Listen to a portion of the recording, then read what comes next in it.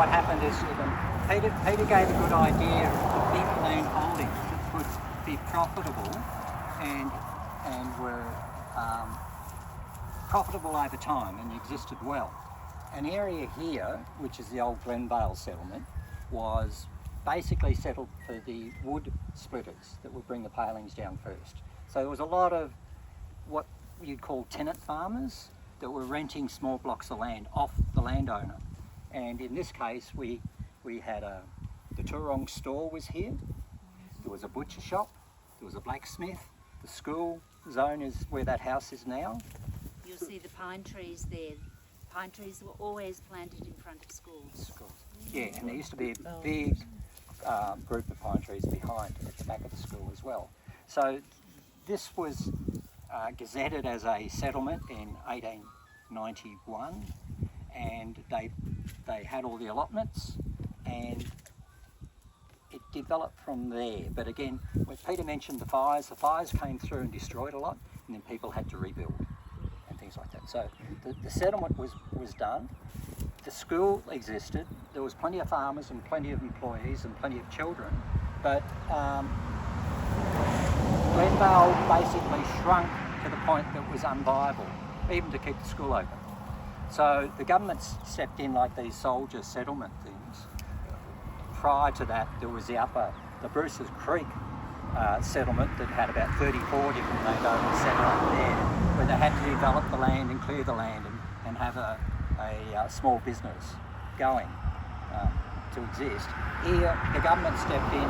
They took over all the small allotments from Touts Lane down to Milky's Lane, a mile and a half to the east, so it crossed Bruce's Creek, and a mile this way to the west, and they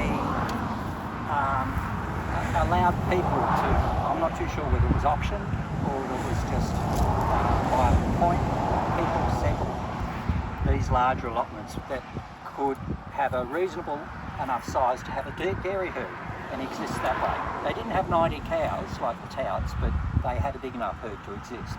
So the Welktons settled this block from just over the hill to almost to Milky Lane. My grandfather had the block from Touts Lane down to Welktons and over the creek, and they had these mixed businesses where they had pigs and dairy and chooks and everything like that. Fruit, a lot of veggies like cauliflowers, tomatoes, all that sort of thing would all go to Melbourne for sale. So that's how they've existed up until about the 1960s, 1970s. Bert Welkton subdivided a few bits and pieces off his south end, and now we've got this sort of development here.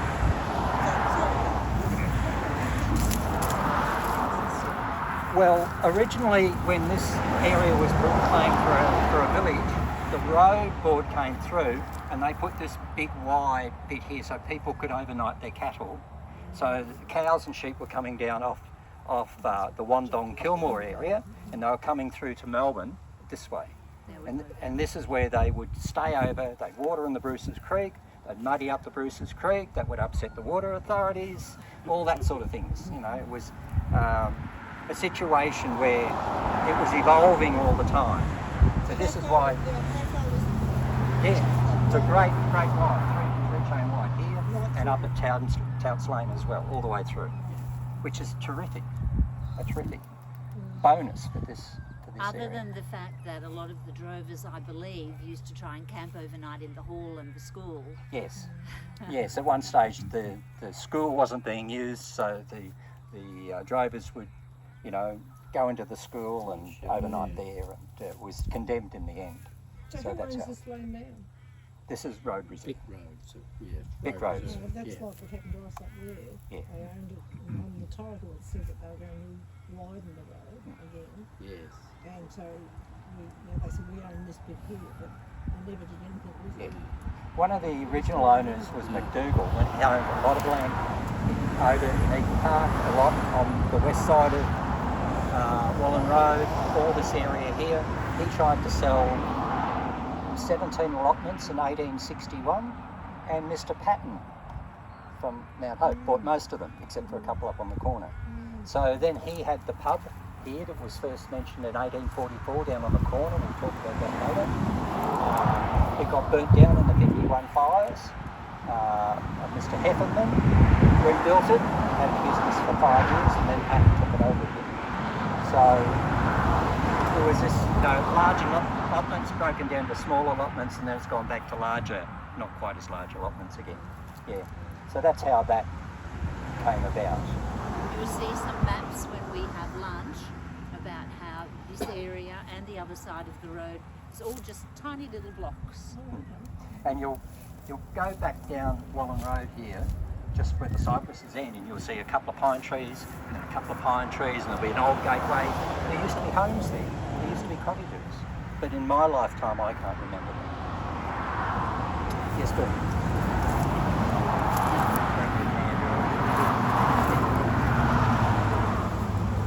Norma Welton, Yes. who I had a lot to do with in later years, she said, and remembering when there's quite a large pine plantation behind us, very Yes. large, Yeah. Behind the The school. cockatoos loved it. and being on the south side of the hill also, she said people would catch the train up, they'd walk out from the station here solely to gather the mushrooms, the psychedelic ones. Wow. This is the 1930s, I suppose. That would level up with Montserrat. That's a commune mentality. But yes, that was the sole purpose. It was renowned as an area for growing these beautiful big mushrooms with a thick pine needle compost. Were Yeah. they the red Yes, cut yes, ones? Yeah. Yeah, well, they still grow just around the Yeah, corner there on the bend. Now, I used to collect field mushrooms and sell them here on the road until I got too old, and then I used to have my little sister take over the sales, and she was cuter, so she'd sell a lot more mushrooms. You put the kids Yes. out. Sunday, mostly Italian people, Yes. and they were fossicking around. Getting Oh, yes. and stuff. Yeah. Yes, as kids we did everything. I used to catch eels in Bruce's Creek, the back of Welton's. Used to take them up to the Andrews property, which was my grandfather's place, and put them in the swimming pool for a couple of days. And then Val, Auntie Val, my dad's sister, showed me how to skin them. Yes. I've never Oh, tried. you've got to smoke them. They're better. Oh, you got to skin them first. Yeah. So plenty of eels there. Crystal Creek was renowned for the trout. We'd go down to the bottom of Peter's place, the trout place where Jackson's lived. We'd walk up and down the Crystal Creek, or the straight bit where the channel was. And the fish would always be in front of you. Yeah.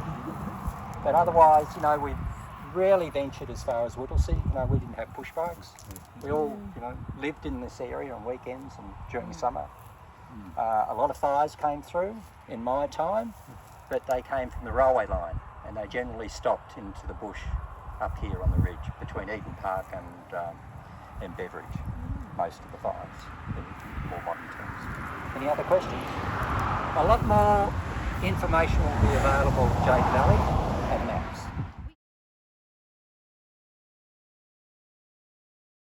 Right, thank you for that. So we're going to be looking at a couple of properties, properties here now. The first one we'll talk about is over here, Whittlesea, an Andrew property. Now we've got some Andrew family here today, so we stand corrected in Yes. what we might be saying, so please to do hear. so if that's the case. So I don't know if you've got the picture of the homestead, have you, Barbara? But anyway. Yes. James Andrew. James Andrew was born in East Putford, Devonshire in 1827. He married Mary Heel at age 23 at Parkham East in Devon, and they later sailed from Melbourne on the Lady Macnaghten. Mary died on the voyage to Australia. Family history has it that he arrived in Adelaide in 1850.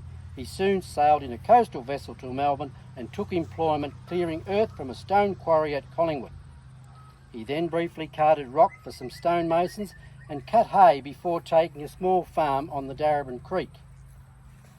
James, aged 25, married Anne Maria Webb at St Peter's, Melbourne. Anne was born in 1827 at Woolsfardesworthy West, also known as Woolsey, Riddleford, Devonshire. It was whilst on the Darebin Creek that son Charles was born in 1859. After a 4-year period, a move was made to Kangaroo Ground. This is where 5 more children were to be born, with all attending school at Kangaroo Ground. An early sketch map of Kangaroo Ground showing land holdings of 1860 to 1900s shows James owning Rosebank, the post office and store, and perhaps the Kangaroo Ground Hotel. James Andrew must have been a very successful farmer and businessman in his time at Kangaroo Ground. When the Thomas Wills estate at Whittlesea of 4,056 acres was sold on the 21st of June 1886, James Andrew purchased some of the best land in Whittlesea district. He gave a farm to each of his sons, John, Charles and Albert. The oldest son, Augustus, already had his own farm at Warrandyte. James also bought a block across the Wallen Road for his daughter, Mary Ann, Polly. James erected a new house on Wallen Road. They called it Whittlesea. So here we are at the homestead in the distance.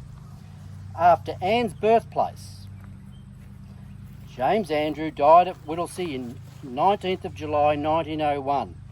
Anne Maria died at Whittlesea on the 2nd of December 1901.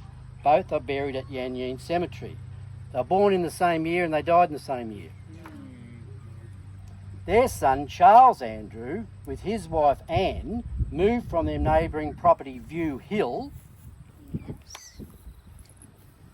which is that way,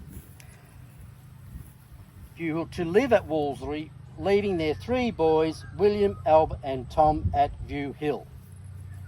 Anne died at Wolseley in 1942.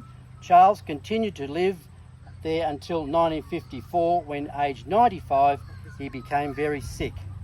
He then went to live with his daughter Elsie McPhee, John McPhee's mother. The family agreed to pay for a full-time nurse to care for him, Sister North staying until he died aged 96 in 1955. It was said that Charles was famous for his lamb shank broth. Calvin Thomas recalls that one day he and his mother were invited for tea. On arrival at Charles's, he was stirring the contents of an old iron pot hanging over the open fire. The aroma was so inviting that Calvin's mother could not resist lifting the lid. To her horror, she found a woolly sheep's head glaring back. Calvin remembers staring in disbelief, fully expecting one eye to wink back at them. The offer to partake in a bowl of soup was graciously declined. Wolseley remained in the Andrew family until 1983, when it was purchased by Dr. Ian Reynolds. So this information is compiled from John McPhee, so we thank John for his contribution today. So that's the property across the paddocks here. We have some photos here of James and his wife. So View Hill would have stood... View Hill is just beyond here. We'll pass by that where the current owner, I think Paxavanis, might still own the property there now. So Charles moved from there across to here. The house doesn't exist. The house doesn't exist now, no. Yeah. It's a great pity, isn't it, that one of the same era still stands there. So here's another early photo of Charles and his wife, Anne.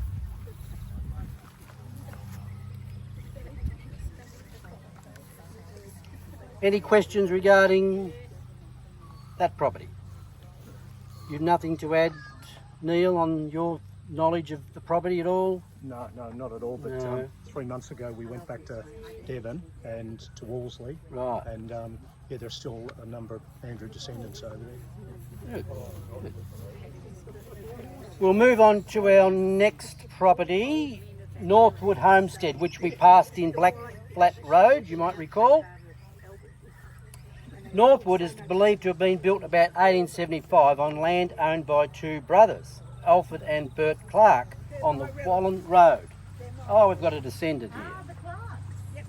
At that time, it stood near Wolseley. So up here on the corner was where Northwood stood. Sometime after its erection, Northwood was relocated to its present site in Black Flat Road. Apparently the house as a whole was conveyed on skids and pulled by a team of 14 horses, a unique event said to have been witnessed by many of the townspeople. Early owners of after the Clarks were the Sasella family. At that time, the Sasella brothers, George, Tony and Steve, ran the local butcher shop on the corner of Church and Walnut Streets. the forerunner of an eventual chain of butcher shops to be run by that family in Melbourne. The Sasellas also operated a slaughterhouse on the Wallen Road. So that was here somewhere, across here. Northwood has seen a succession of owners over the years. A notable one was the Frenchman Pouchon, who grazed fat cattle on the property during the late 1930s. He is still remembered as an extremely tidy farmer who always carried a mattock over his shoulder, expertly removing all weeds the moment he saw them. Later owners have been the Hallowalls, the Goddings and Jack Keep. So we passed that property, as I say, on our way out here this morning. So that's that property there. We mentioned View Hill, so that's where Charles moved across here in later times. Now, Bernie, did you have something to add? I had some notes given in from Anne Belharry. All right. Do you want me to read those for you? Or are you going to read them, Bernie? Just last night, so I haven't edited anything. From Anne Belharry. My grandfather moved to the farm from Dalesford in about 1920 with his wife, Louisa. And Bernie, the location. Yes, just yes, the end of Milky Lane or Wildwood Road Yes. is the Belharry former property. yes. Where we turned. The farm grew and grew in size up to 1,200 acres and finally to 3,200 acres. It was a mixed dairy farm with milk cream contracts, a large herd which tied them down 24 hours, 24/7, huge numbers of sheep, thus the large sheep yards, wool and shearing at Batten's shearing shed we passed on the way out here. If you remember Batten's shearing shed there. My father started a successful stud sheep flock, got into beef cattle, pigs. In those days, you had the option of selling the milk as whole milk or putting through the separator, selling the cream through the Kilmore butter factory, and the skim milk would go to the pigs. Peter and I, that's brother Peter, and Anne rode their bikes from the farm to the bus to the second to Reservoir School. So they would have caught the normal passenger bus down in those days, not the school bus. Anne taught at Whittlesea Primary School from 1900 to 2011 when she retired. Prior to that, she taught at a variety of schools in Heidelberg, Thomastown and Layla. I asked her, was she ever inspired by Miss Boys? Anybody remember Miss Boys at Whittlesea State School? No. Could be rather cranky. I was never inspired. I was scared of her. And she goes and say, my grandfather was a Shire councillor. That was Jim Belharry. From 1936 to 1961, he also held the position of mayor. My father Ken was a Shire councillor from 1954 to 1976. He also held the position of mayor. They were very community-minded people. Both belonged to the Agricultural Society, CFA, Historical Society, church groups, cricket, football, tennis clubs, etc. This gets back to Teddy Rogers, who's on the corner there. Teddy lived with his mum there. When the mother died, Teddy moved in with the Belharrys. Must have been quite a large household, all those generations. And Teddy was a part of the Whittlesea Harmonica Band, and they did fundraising concerts. Lastly, the family, Peter Belharry, worked in real estate. Louise became a physical education teacher, and Elizabeth became a primary school teacher and continues as a principal at Western Suburb School. Okay, one last thing is that they were fairly strict Methodists, and on Sundays they would all have a lunch and in their finery walk down Milky Lane here as a family. That was part of them, and then the girls were taken in for Sunday school lessons. So that was it. That was it, folks. Yes, it's quite a large family and contributors to the community. That's it. Move over, Ben.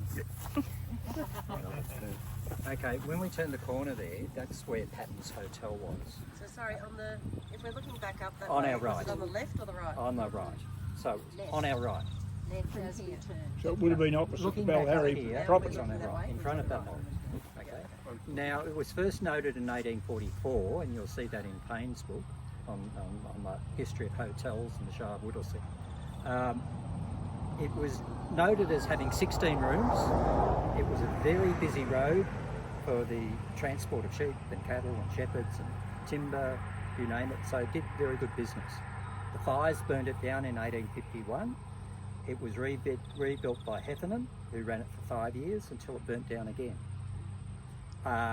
There's notes in Payne's book that he operated it up until 1880s, which is when he died in the 1880s, and this is where we go back to Mount Hope, because that was his farm, that was his house, that's where he built up there. He owned a lot of the land here, and after that the land was sold off, which is what Peter was referring to a lot of the landowners. But it was a very notable hotel because it was a very busy area. There was a lot of people living here. He had cottages beside him that were being rented. There was, as I've mentioned before, the Turong store just up the road a little bit. There was quite a number of homes. We've got some old maps when we go back to Jade Valley that actually show the homes and their locations on the map through time, from the late 1800s up until 1960. So it gives you an idea of the history at this corner. Very, very busy corner. Thanks. Could you mention the horse racing? Well, I think every hotel in Victoria at the time had horse races. Yes. And as Peter mentioned, the one around the corner there, around the hill. It did get out of control. It attracted a lot of riffraff in the end. Also, numerous horses were put down over the jumps, had to be shot, and in the end the government stepped in and said there had to be a serious prize money or no race at all. And by the 1900s they were all wound up except for the major race courses. Yeah. And my great-grandfather ran the pub at Merton, owned and ran the pub at Merton, and of course they had horse races. They also had sale yards handy and then a railway line as well. So they were in a very good business to make money out of horse races and picnics and you name it. And that's what the hotels needed. They need customers, they wanted them on a regular basis coming through and being And they also mentioned bookmakers dressed like pox doctors, clerks. So just like today. Thanks.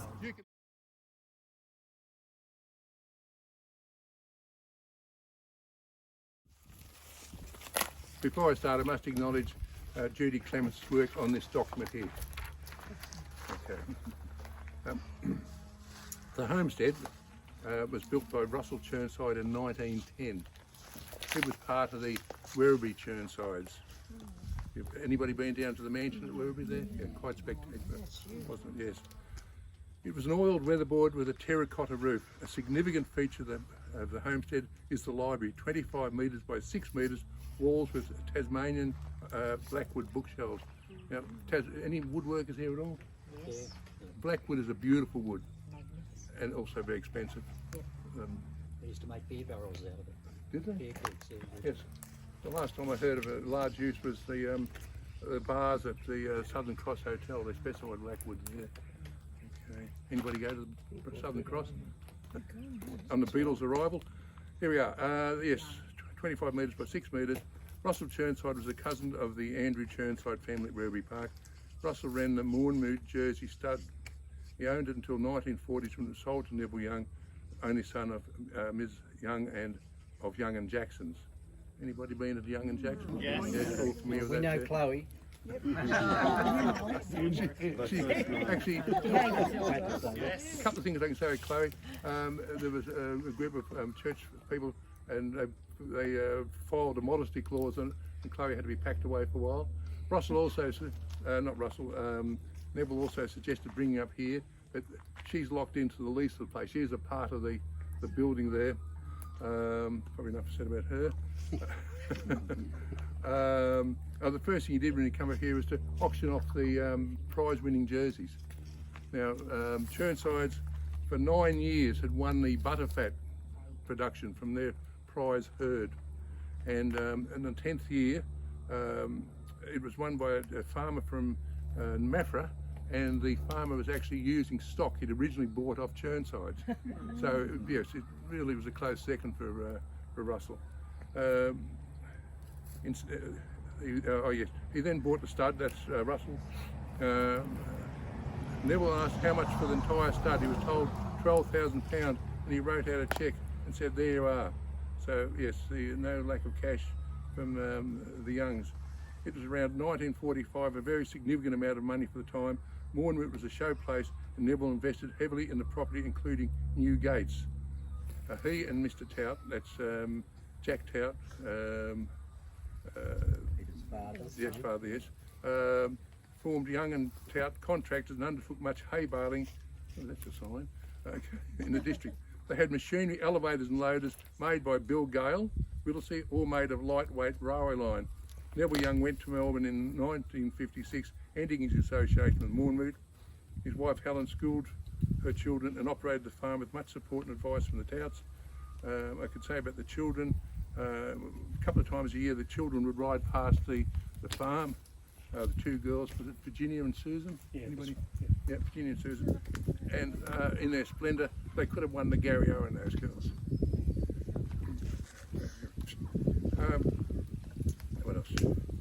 The next owner was Stanley Leighton. Leighton's moved and commenced addressing the state of the decline of the property, and it was then in Leighton's were serious horse breeders and developed as quite a successful horse stud there. Mornmoot was the home of the national champion sire, Century, Australian champion sire, Australian champion sire. It was later sold to Robert and Roshni Thompson and has since been on-sold. Originally there were 5 homes on the property, 1 burnt down. Now I can add also that my auntie Velda and Alec, parents of Neil and Gillian, they were caretakers up here. Just solely there to receive stuff incoming, outgoing, keep an eye on the place, and often I was in preschool, Mum and I would walk, my mum, from the farm across the paddocks and have lunch with Velda. Alec was also conducting a fuel business from here. He put in a large wooden platform, took deliveries off the refineries, and he on-sold kerosene, petrol and diesel in 44-gallon drums. They're bloody heavy. Yes, so he would either deliver that or farmers could come and pick up from here. What else? That's about it. Yeah, that's it, folks. Anything to add to that? Anyone like to add? Judy? I was just going to mention, and we commented when we pulled up that beautiful driveway, magnificent English oaks, and the driveway is classified by the National Trust, as is the library. Not sure if anyone here has had the opportunity or the privilege to see the library, but it is has been quite magnificent in its day. It's some years since I've seen it, so and there's been a couple of changes of ownership since that time, so haven't been into the property for quite a while. The other thing I wanted to mention is going back to David Leighton's time, and my father at the time was president of the Whittlesea Agricultural Society.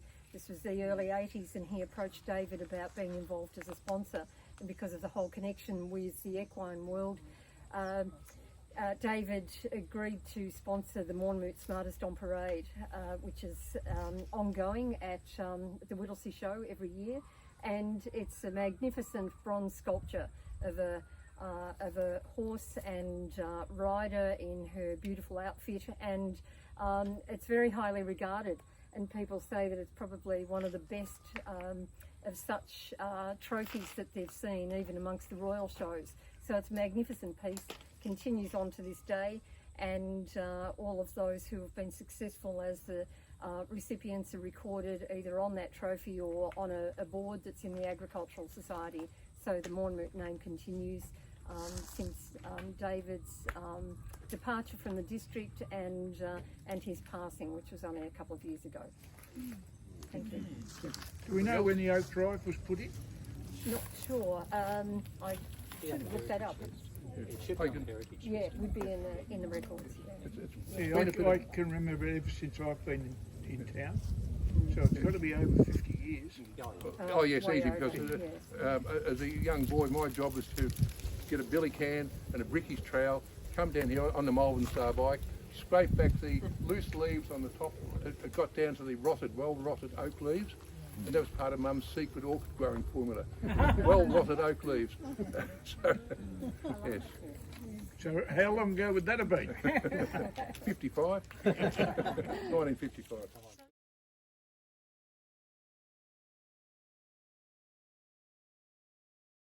Thank you, everyone, and Gordon and I would like to welcome you all to Jade Valley, the Jade Valley part of our farm, which is where we sit at the moment, and so this talk today has a few parts to it.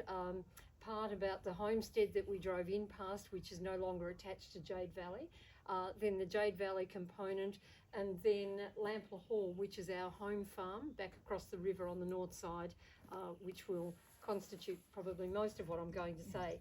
I'd have to say I didn't get the strap at school. No, girls but I do recall being in detention for something that this will take you by surprise, for talking too much. There you are. What can you say? Don't say anything. So it's very nice to have you all here today, and I'd have to say the more I look into all of this, the history of this district, the more I think that it's a fantastic story that needs to be told more frequently. And just it reinforces for me just how important this whole area was. And we know that it was referred to as the Valley of Plenty, and its significance in those early days for producing food and producing an abundance of food and good quality food, and the role that that played too for those who were passing through different areas to go to the gold fields. So we've got some great stories to tell, and I think it's fantastic that the Historical Society is providing these opportunities for people to talk about this and to spread the word. So as I said, this is Jade Valley, and to the north is Lampley Hall. So the properties Wildwood and Jade Valley, where we stand now, and Lampley Hall on the north side of the Plenty River, which we'll hear more about. But I'd like to start, and I will later call on Bernie to add to this story, and it's the story about the first property in this section of the land, which was called Wildwood. So this is this homestead here that is now, you may not recognise it, it's just around the corner, and it has been since painted white. And that is the Wildwood Farm was the property name, and the home of James and Isabella Coulthard. Thanks, Ross. So Mr. James Coulthard was born in Cumberland, England in 1840, where he was employed as a ploughman foreman with 2 teams under his charge for 8 shillings a week. At the age of 22, he emigrated to Australia on the Commodore Perry, arriving in 1862. On arrival, he obtained a position working on a farm at Bundoora for Mr. Bodle, and that's a name that we'll see come up quite frequently in the local history, who later decided to place him in charge of a farm at Whittlesea known as Roseley Vale, of which he took up the lease when Mr. Bodle died. James married Isabella Dean on the 25th of November 1875. Isabella had previously married William Cornford, another familiar name, in 1864, and was widowed when he died suddenly and tragically at only 34 years of age. I'm not sure what children they had, but I have seen some record that suggested that they might have had 5 children, but there's no reference to that in the later documents as his wife remarries and into the Coulthard family. So her marriage to James Coulthard occurred some 11 years later and began the intertwining of the Cornford and the Coulthard families. Isabella honed her skills in butter making and would be up early nearly all night in summer, churning and making butter for the next day's delivery. James would drive in and out on a Friday, being market day, to Melbourne, serving private customers and a sales room in Brunswick Street, Fitzroy. 6p per pound was considered a good price. Extraordinary to think of that, isn't it? All of that work. In 1886, James purchased the property on the north side of Wildwood Road, known as Wildwood Farm. It was the last remaining lot of the Thomas Wills estate, 354 acres, at £14 10 shillings per acre. James was considered a pioneer of the farming industry in this district, having introduced the first double furrow plough and the first reaper and binder. It was a deering machine, and he recalled the day when a great crowd gathered to see the machine started. And you can just imagine the amount of excitement and interest that would create in a district, the first such machine to be used on a farming property around here. He started supplying, he introduced the first separator into the district, and he started supplying milk to Melbourne, sending cans by train. Mr. Coulthard was very active in public life. Earlier, he campaigned for the train to Whittlesea, was on the committee of the old Whittlesea Fair, was a life member of the Whittlesea Agricultural Society, a member of the Roads Board, and a member of council for 12 years. He played a role in the establishment of some of the old landmarks of Whittlesea, the Church of England, Public Hall, and Free Library. So in regard to the train, he played an active role once there was demand for the dairy products that were being produced out of the area. They were only able to supply it into Melbourne 6 days a week because there was no train on the Sunday. So he campaigned for the Sunday train, which turned out to be a great success, not just for the dairy farmers of the district, but for the people from Melbourne who chose to visit the district on a Sunday. James and Isabella had 5 children, so this is not the 5 children I referred to with her previous marriage, and I'd have to say I'm unsure about the details of that, the children in the previous marriage. But James and Isabella had 5 children and continued to farm wildwood. In 1908, they decided to take a trip to England. On the 18th of June 1908, Isabella died on board the Runic in the Gulf of Aden. She was buried at sea. In 1910, James gave their eldest daughter, Esther, 218 acres of the farm. The land was on the top side of the aqueduct, and this is the aqueduct just running through here, right on our boundary. Esther and husband, David Cornford, built their home and settled with their 4 children, planting an orchard of apples, pears and plums, and I believe a few of those old trees may still survive over there. So their property, Ross, can you just clarify for us where that was? Just up on the hill, yeah. Up here. And so that was interesting. So that James and Isabella's daughter then married back into the Cornford family. So that family tell me that the family tree is quite complex. So the family would pick and pack the fruit to send to the Melbourne market. They ran a dairy farm, and David was a plumber. He did all the laying of the water pipes in the Whittlesea township, and I think in our collection we've got a photo of some of those pipes being laid in the Whittlesea township. Their daughter Edie married into the Russell family, and hence the connection to Les Russell and Margaret Russell, who was later Margaret Jolly. So back to Mr. James Coulthard, described as a pioneer resident of Whittlesea, having served his community well, he died on the 4th of November 1937 at the age of 97 years.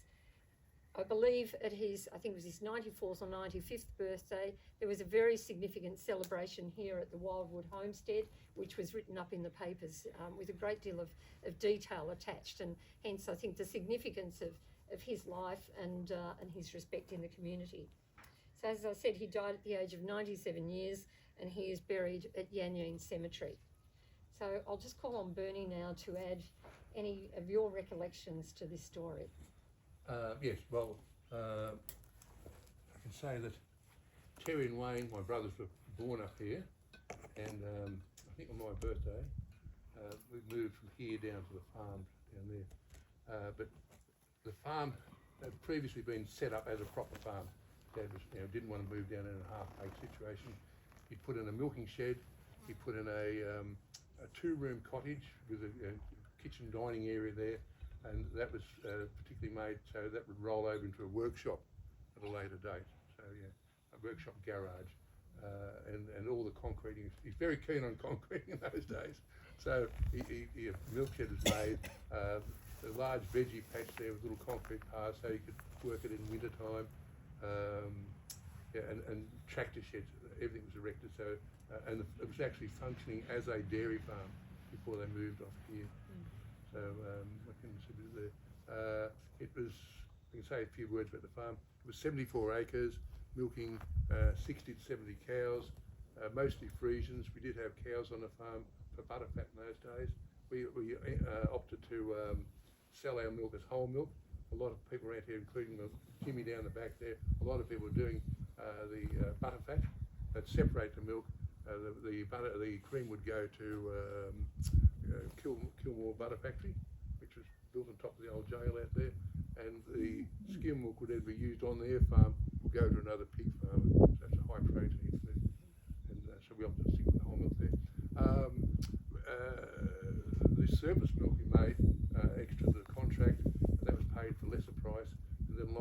mob called Perfect Cheese, who offered to, wanted to buy everybody's surplus milk, and with that also Perfect Cheese come a list of all their cheeses they sold. So we, as kids, we thought that was great. You know, we had suddenly this big variety of cheeses, and I think at that stage Graham Kerr, you remember him? He was promoting cheese fondues. That was one of his TV things. I love the old cobbler these days, actually. It's a different one. But anyway, so yes, we were selling the surplus to Perfect Cheese and stuck with the milk board. We also operated the place as a wood yard. We'd obtained from the Miller estate there, bought 100 acres out of Bruce's Creek, and we operated a wood yard out of there. It was mostly regrowth stringy bark, and so we'd cut that into 6 foot lengths, bring it down to the farm, and then leave it for a year, and then it'd dry out, and we'd put it through the saw bench there. The only problem with that, of course, was that it became a good habitat for all sorts of wildlife, the spiders and what else have it. And as you're putting it through the bench there, they're running away from it towards the brother terriers at the end of the log there. So there'd be nothing to have a huntsman or something running around him trying to get, where am I going to leap off? And also Atlee Fox, he had the land commencing from Wallen Road there on the north side of Milky Lane all the way to Moornmoot. He was a common street farmer, and I don't know how many paddocks that went back north, but we were caretakers in that area there, and in exchange for that we got 30 acres around here near Glovers. That was an barter system in those days. So we ended up with quite a large area, and that was it. What else we said? We did all our own slaughtering, sheep, rabbits, what else have you known, but ducks, and Sunday dinner was always a major event there, particularly if you had a visitors. The visitors would come, and just like you and your frog Ken, we'd love to take the kids out. Yeah, as soon as they arrived at our place, the visitors would take their kids out and show them all our pets and what else have you. And then once lunch was over, Dad would wander off with the male there. They'd be talking about Pig Iron Bob. Remember Pig Iron Bob, of course, yes? Bob Menzies. Deciding what the impact on the rural sector would be with his rulings. And we would harness up the horse. Terry, my brother, would harness up the horse into a small sulky and would take the visitors' kids for a clip-clop down Milky Lane there. And much laughter, and also when the horse broke wind. Then we'd come back to there, and we'd get a billy can each, no plastic buckets in those days. We'd go blackberry. There's a big patch of blackberries down here at the end of our property, and it's funny, these kids would come down with beautiful white shirts that come out for Sunday lunch, and they'd go back with purple shirts. Country. Yeah, and as we on the way back, would round up the cows for the milking that day. This is just us and the visitors' kids there.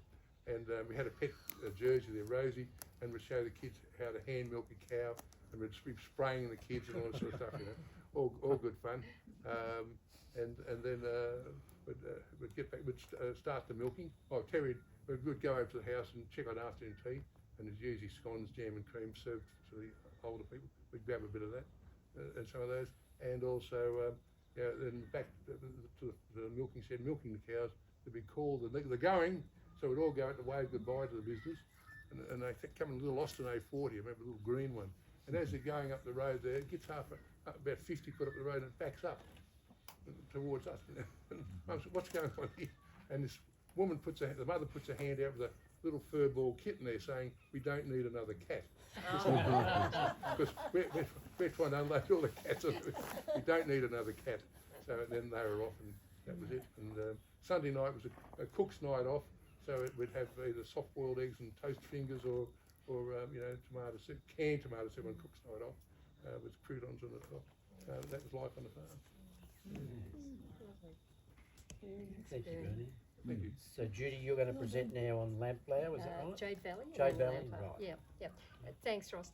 And just interesting hearing Bernie saying that and making that point that is such a simple thing about people from town or from the city coming to visit farms, and just the significance that played back then in helping to bridge that gap between urban and rural understanding. And I think we don't have as much of that now, which I think is giving us a lot of our challenges with people understanding what farming excuse me, is about, what challenges we have as farmers, and the importance of where our food and fibre comes from. So it was a simple thing that we all took for granted, that we would have visitors from town, but it was such an important thing in helping to spread that word. And the other thing that, as Bernie is mentioning, about the dairying, and this whole valley has had such a very significant, long history in terms of providing milk to Melbourne. So there were those elements of providing cream or cheese, but the staple throughout this district was the 365 days a year of those that were contract holders supplying Melbourne in good proximity and high quality milk for the fresh milk market into Melbourne, which remained a very significant thing until probably 20 or so years ago here. So, excuse me. Just continuing on now, and I only have a small amount of information about Jade Valley. And so, as I mentioned earlier, so where we sit now is Jade Valley, which is part of our farming operation with the home farm further north. I'm not sure at what point and how the name actually changed to Jade Valley, so I'll be interested to hear that if anyone else knows. But so previously Wildwood, the name changed when and why, I'm not sure. Mr. W.L. Ryan purchased Jade Valley in the late 1950s. He lived in South Yarra and would travel to Jade Valley every weekend. His business was Ryco Filters, located in Elizabeth Street, Melbourne. The property was developed for the training of thoroughbreds that ran in Group 1 races. That was their plan. Mr. Ryan's daughter Gillian was an accomplished rider at royal shows. So when we came here, there was still a lot of small yards that had been set up for horses, and there is still a racetrack. And if you look down here, you can sort of see part of that oval shape of where the racetrack sits down on the flats there.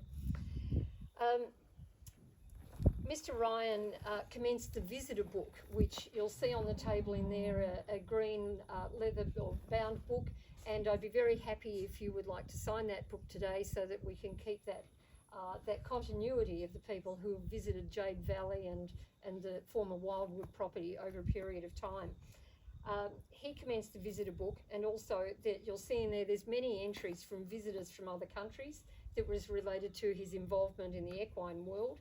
And it also relates to the next family to come along after the Ryans, or involved at the time when the Ryans were here, and then became residents here. The Gillis family, who later lived here, continuing the equine tradition. Mr. John Gillis was involved with the development of a piece of machinery constructed for the purpose of supporting the well-being of racehorses. It was called an aquasizer. It was a water-based horse exercise unit. And so the entries in the visitors book reflect the international visitors and the equine media who visited the property with this fantastic new creation. I think it was actually built in America, but they bought the rights for it and continued to distribute it throughout Australia and Asia from here. So certainly if you would like to sign the book, I would be very pleased. Tracy Gillis, John Gillis's daughter, presented me with the book just recently, which I thought was lovely for her to think of continuing that on. And Tracy was a keen rider, and I don't think she would mind me sharing this story, but as a teenager she had a very nasty fall from a horse and spent a long time in hospital with a very long time in a coma. And as a result of that, when she finally recovered, her family decided that they wanted to do something and give back to the hospital where she spent most of that time, and that was Panch, the old Preston and Northcote Community Hospital. And so they started holding fundraising events, and they bred a horse, and her name was Miss Intensive, after intensive care for where Tracy had spent her time. And they were unable, they wanted to gift the horse to the hospital, but the rules wouldn't allow that. And so they got a syndicate of people involved with the hospital together, and the horse, by the sound of it, had some successes, and they provided the benefits back to Panch for the intensive care ward and for their scanning units that were important in Tracy's time in hospital and her recovery. So, so that was Jade Valley. So it continued to have a strong horse connection during that time, and we still have a number of the stables, the original stables that are back out on the other side of the shed here, and there's also stables underneath the platform into this shed. So there's separate units and then also underneath the building. So now I'd like to talk a little about Lampler Hall, and Lampler is spelt L-A-M-P-L-U-G-H, and you'll also see it spelt L-A-M-P-L-O-U-G-H. And for a long time I thought Lamplow was the name of the property, but in my research recently I'm quite convinced that Lampler is the correct spelling, and you'll hear more about that. So if we look across the paddocks here, the first line of vegetation that you can see down here is the Plenty River. Now the Plenty River is in a straight line down here across the flats. My understanding is that when the Toorong Reservoir was built, which is just further to the east, and after that was built, which is 140 years ago, and looking across to my friends of Toorong friends on both sides here, and after that was built, my understanding is that the river then, so part of the water was being carried down the aqueduct, and Ross can certainly tell us a lot more about the history of this, and then the river continued on but was cut more into a straighter channel until it gets to the point where we crossed it down here on Wildwood Road. So our farm across the river there is known as Cloverley, but I think at some stage it would be nice to revert to the original name and connect it back to that in some way. And reading from the Whitehaven News in Cumbria, England, this is a document that I've come across recently, and the headline reads, "Saluting those brave souls who set sail for a new life in foreign climes." And I'll read from this article. During difficult times when there was no work and times were hard, many families decided to seek a better life elsewhere and emigrated. Many locals booked their passage with McLean's shipping agent, who offered travel tickets to all parts of the world by any line or steamers and promised the lowest rates to Australia. Among West Cumbrians who took the huge decision to look for a better life on the other side of the world was the Nicholson family and the Coulthards, who both went to Australia, the Coulthard family who we've just spoken about.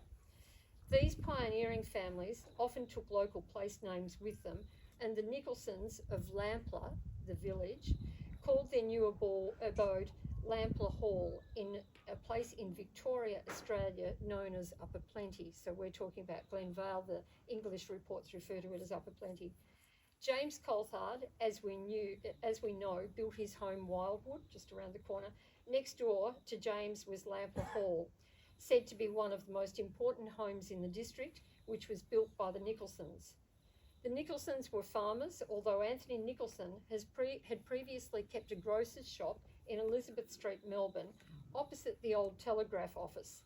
He and his son Thomas and second son, whose name I am unsure of, and daughter, and possibly his brother James, had arrived in Victoria via the sailing ship Falcon, and subsequently, in around 1858, moved to Whittlesea, where they built Lampler Hall.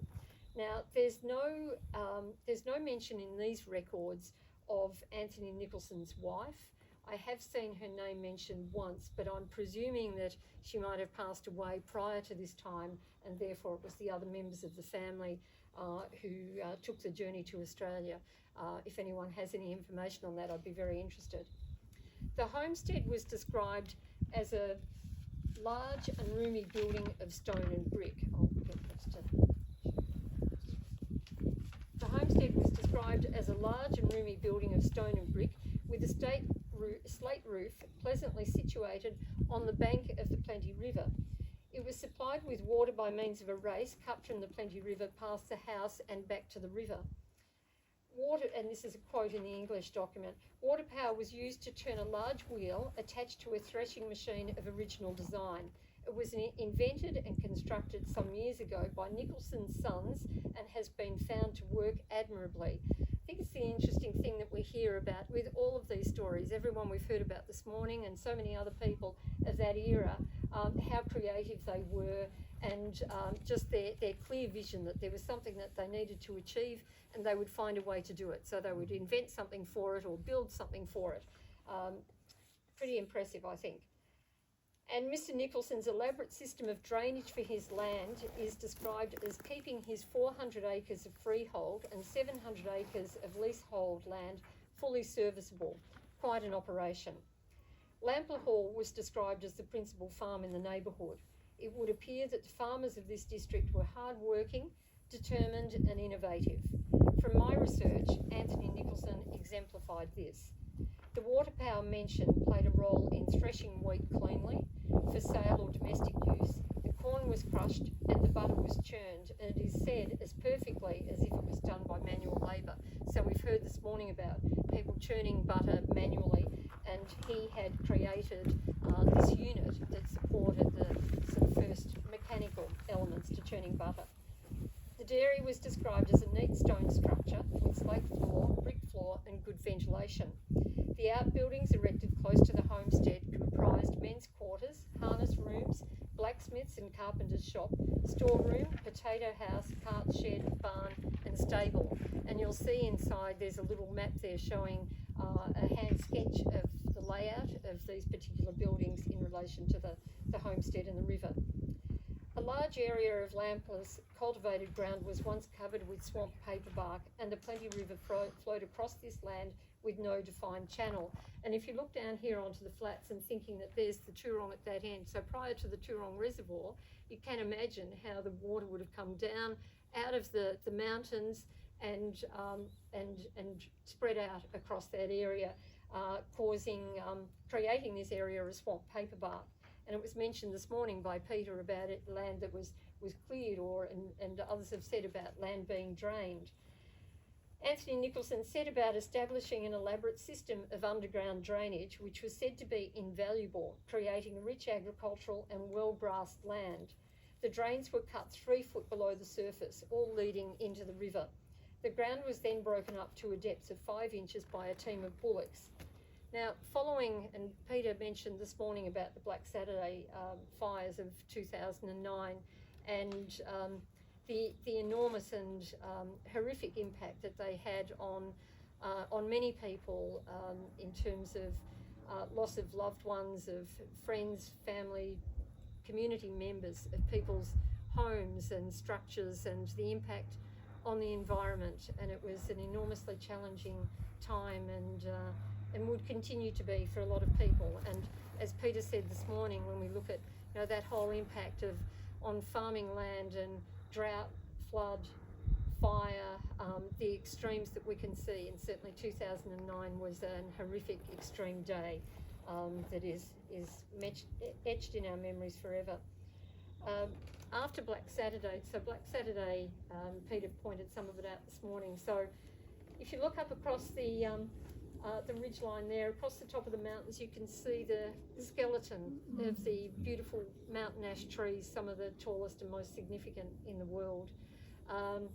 One of the rangers told me recently that he had the opportunity to fly over some months after the fires, and with a group of people from Melbourne and researchers, I think, who were looking at the impact of the fire. And he said that he found a patch, they flew over a patch that amazingly had survived. This was mountain ash that had burnt all around it, and there was this cluster for no apparent reason that just survived. But it will be a long time before we see the recovery as we've known that forest to be. So when the fire was heading in the direction of basically the Whittlesea township, and the wind changed direction and took it across the ranges here, it came down into Clovelly, and then came on an angle, burnt through the hills and then down onto the flats, and burnt right along the river. So of course the river that we had revegetated and fenced off was all completely bare as this ground. And it was interesting walking along down at the river length, because the bed itself, the riverbed, is quite deep in that part, and walking right down at river level after the fires, some weeks after the fire, I looked up and to my surprise saw a pipe about 3 feet under the ground the same that I've just read about, and there was one of the pipes that were designed to drain the water from the swampy flats into the Plenty River. And unfortunately, I didn't take a photo of it. Very silly, but may not find it again. Other crops grown on Lamplugh include peas, oats, potatoes, rye and prairie grass for hay, along with a dairy herd. Shorthorn breed for meat and milk, sent to the Melbourne market or local butchers.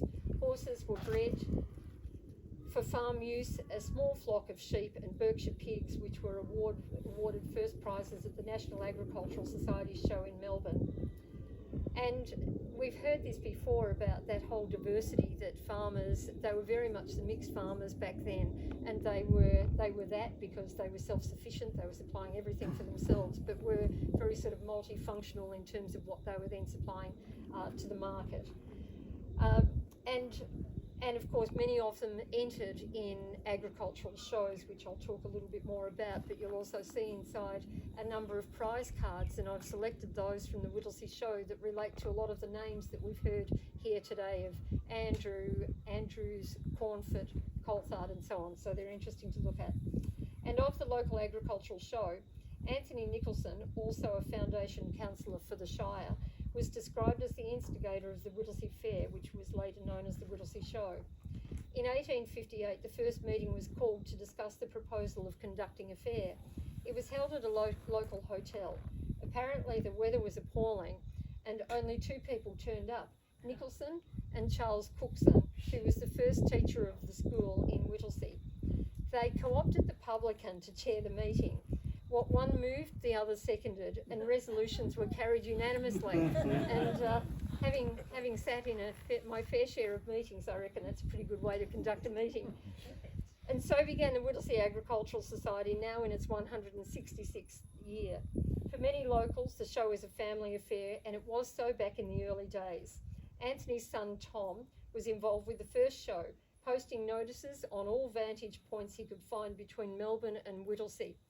His recollections were reported in the Advertiser newspaper in 1927 as follows, quote, Mr. Thomas Nicholson was present at his first show.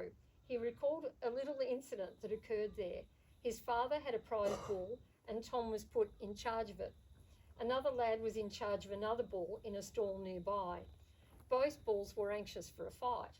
So the two lads, being for excitement, agreed to let them loose.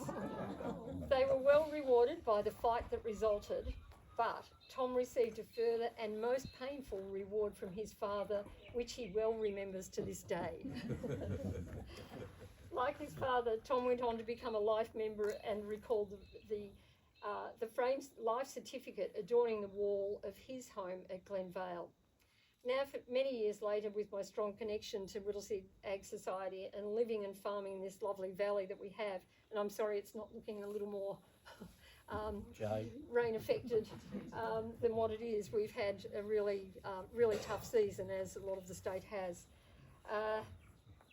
And living in the farming in this lovely valley has made it for me even more special when I learned that it was also the farm and the home of the founder of the Whittlesea Show, Anthony Nicholson. So reading again from the Whitehaven News, when West Cumbrians emigrated and inevitably died abroad, their deaths were often recorded on a family tombstone back home in Cumberland, though their mortal remains lay thousands of miles away. On the headstones in the Lamplugh churchyard, locations such as New Zealand and Australia appear in this way. James Nicholson died at Summer Grove in Upper Plenty in 1868, aged 60, and his brother Anthony Nicholson died at Lamplugh Hall, Upper Plenty in 1881. I'm still to determine, in some of the letters that I've since seen, there's been correspondence from a local person back to the Lamplugh community, where there's a suggestion of a memorial for Anthony Nicholson back there in that particular cemetery. And I'm unsure, and I need to follow up with the Yanyeen Cemetery to determine whether he was buried here or whether he was in those people who returned back to their home, their original home. So I'll just, so with the photo that you've seen that's been passed around, in that photo is Jim Cornford with his twin daughters. So you'll see photo is on this side. There's a man standing here with two little girls. So that's Jim Cornford with his twin daughters. A lot of the school photos hanging up. Yeah, Belle and Gert, and Belle married George Cockcroft, and Belle and George's daughter is Mary Williamson. So that's another lovely connection to it all. So look, I'll finish there, but I'll leave these photos back inside for you to have a look at. I just wanted to mention the significance of this tree, and we can, Gordon's better at pointing it out than me, but in the distance you'll see the top of a very large tree. It's a cottonwood tree, and we believe that it may be this tree that was planted. This photo was taken in 1905. The house was settled and built earlier than that.